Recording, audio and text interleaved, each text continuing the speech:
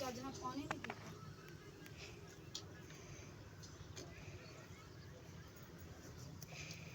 और भरा से मिट्टी आख्या सी ने भर बाल्टी वे उन्हें प्यास लगी चल से पिछे मुका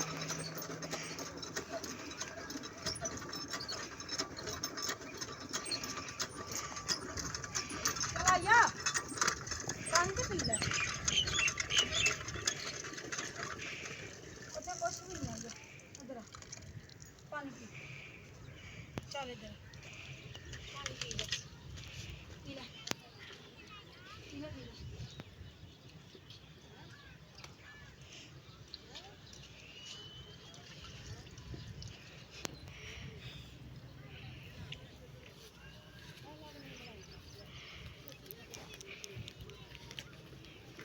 चलो आ जाओ बस करो